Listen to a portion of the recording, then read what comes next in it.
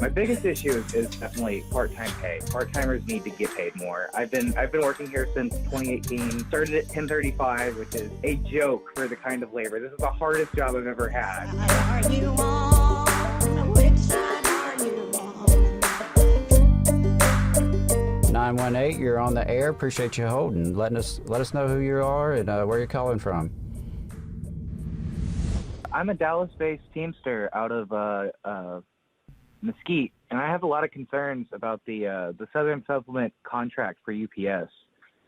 That's why I'm calling. I actually contacted the station like a week ago to talk about this. Can y'all hear me okay? Yeah, I can. Adam, would you care to turn him up a little bit? I've got for it. me? Yeah, I've got it cranked up as high as I can, Gotcha, unfortunately. Okay. All right. Yeah, I can still hear him. It's just a little low. You said you're from Dallas. You're a Dallas-based Teamster with UPS, and yeah, you did. I've gotten a couple messages about the Southern Supplement and concerns about it. So what are some of the worries about the Southern Supplement right now?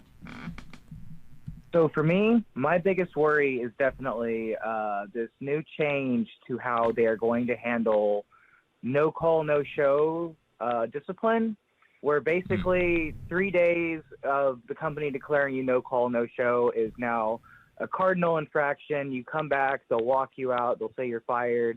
The union will have to fight for you at panel, or I guess we're going to have a new arbitrator too, it sounds like. So it's going to go through an arbitration process, which nobody knows what that's going to be like.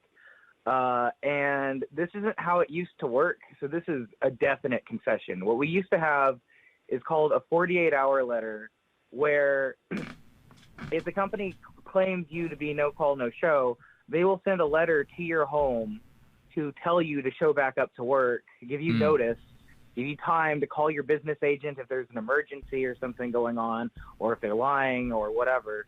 Now you don't have any of that. Now it's just 3 days, they declare you no call, and you're gone. I recognize a lot of jobs are like that. Even a lot of our UPS regional contracts have language like that. In the documents that we've received so far, we don't have anything for emergencies saying that, like, oh, if it's your 3 days no call and it's a legitimate emergency, they'll consider. No, I haven't seen anything like that. And it's I've had personal experience where just countless times I've had supervisors at UPS. They're the most dishonest people that will file your times in incorrectly, or file a call in as a no call because they're angry at you. Earlier this year, I had COVID. I had to take 2 weeks off per my doctor. And the first week, they filed all that as call-ins, normal, whatever. The second week was all no-call, no-shows from Monday through Friday. So that's just, the company is just blatantly dishonest. And we're giving them more power on this non-concessionary contract is ridiculous to me. I also have other issues. We get, Sean O'Brien on that call mentioned how we work through this pandemic. We don't have that many days off in our contract. The one thing we get for this pretty big concession is we get a 1 extra week of vacation. Instead of going at 10 years, it's going to be at 9 years. We'll get 3 weeks of vacation. No increase in option days, which are like our sick days. Nothing substantial to make it so that management can discipline us less for being, for having a no call, or for having an option day,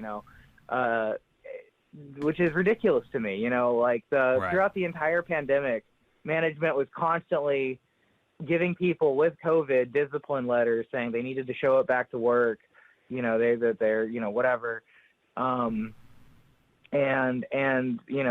We worked through all of that, and now we're getting very, very little and being told this is a life-changing contract.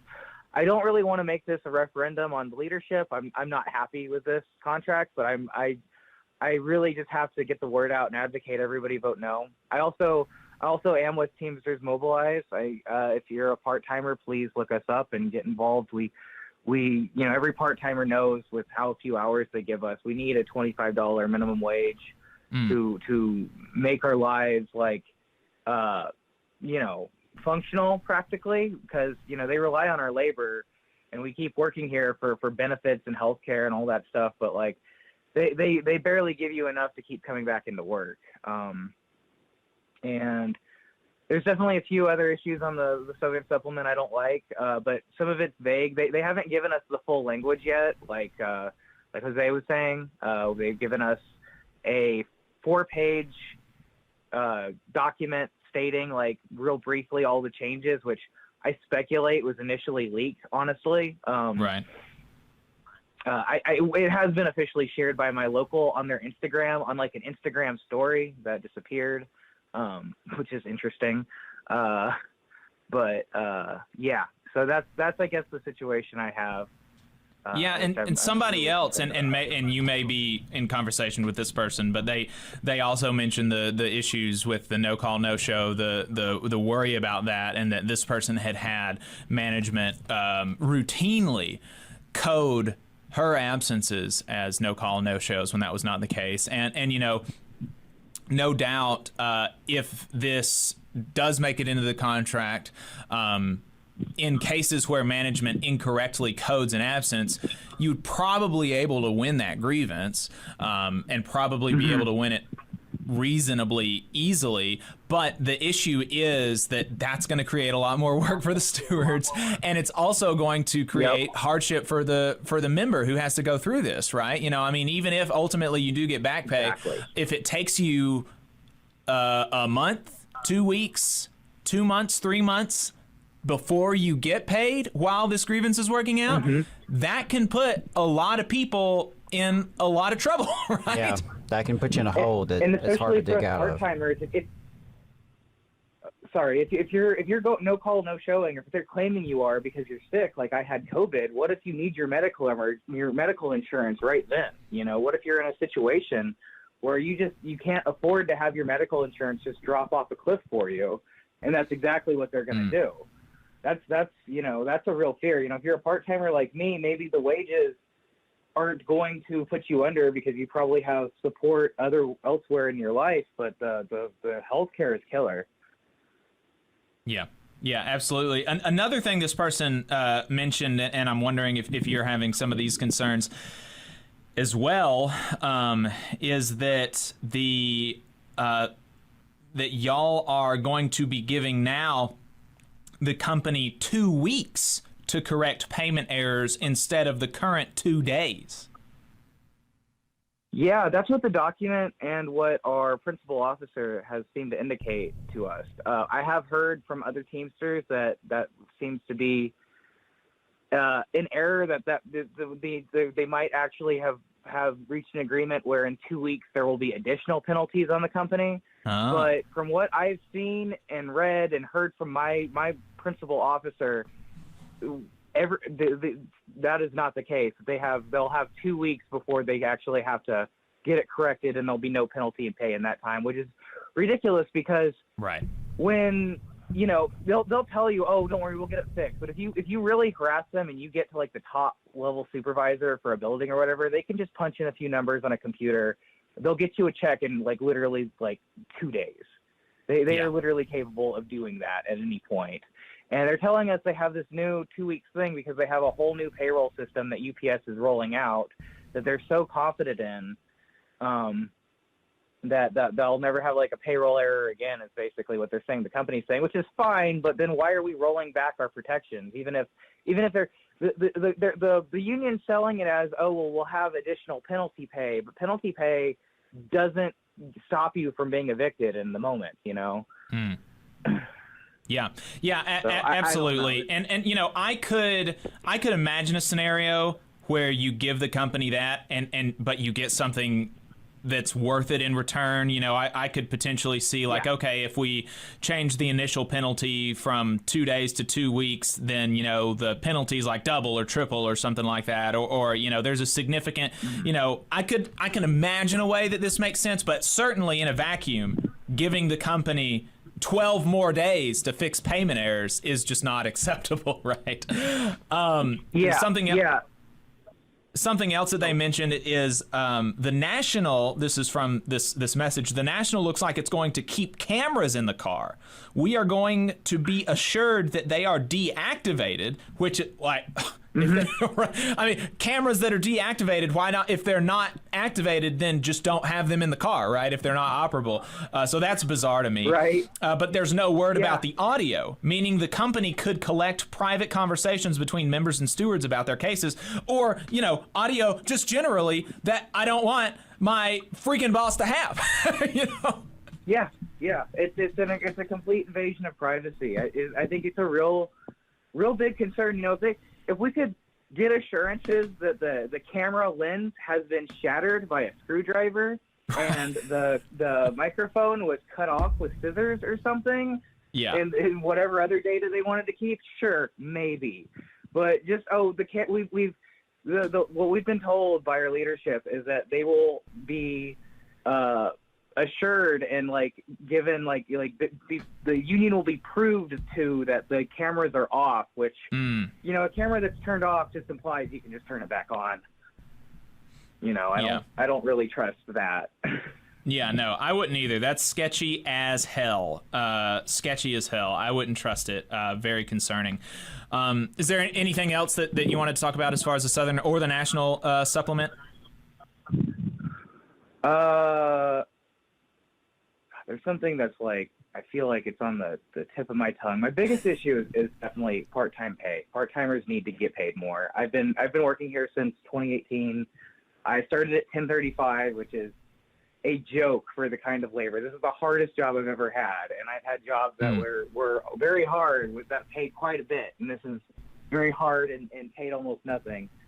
After 5 years of service, I'm at $18 almost, which is okay, but this isn't good enough to live off of. They lie to you about what hours you can expect. They lie to you about what your start times will be, so you can't really plan around what your thing is. In the South, we find out about our start time when we go home from work. We'll find out about it for the following day. That's crazy. So part-timers need a living wage. That's crazy. Yeah, that's insane. Definitely need more, certainly more pay, but also, I think more stability. I did not realize that about how unstable part-timers work weeks were. That's like restaurant industry scheduling, which is not acceptable, but that's what you expect in the restaurant industry. You don't expect to work for UPS and not know what the hell you're doing tomorrow, right? That's bizarre. It feels so dishonest to me, if I could take one more second. When I got hired, it was painted on the wall that for the HR building, that the start time, they had all the different shifts painted to the wall like it was a foundation of the institution. And it was 10 a.m. to 4 p.m. was when I could expect my shift to be. My shift almost never starts at 10 a.m. Usually on Monday it starts at 11 in these hot summers, and then by Tuesday they sit at 12 and then 12:15. They do whatever they want with the start times. And when you get off, then they make it so that all the traffic's crazy. And what's absurd about this is that the feeder drivers get to the building at the same time every day. So there's no reason for them to do that. It's a pure tactic, I'm sure, to stress out the workers and get them to get off the clock and not demand their guaranteed hours, frankly. Right. All right. Well, I appreciate the call. Thank you so much. Thank you. Sorry for taking so much time. No, I appreciate it. It was great. Absolutely. It was good information. We've got two more in the queue. Let's bring on Adam, the 352 area code caller. Yeah, we've had them waiting quite a while. 352. All right, let me get them going here. And for folks just jumping in, we got several people that are watching us live right now. 100 folks watching, 27 thumbs up. Let's those are rookie numbers. Let's get those up.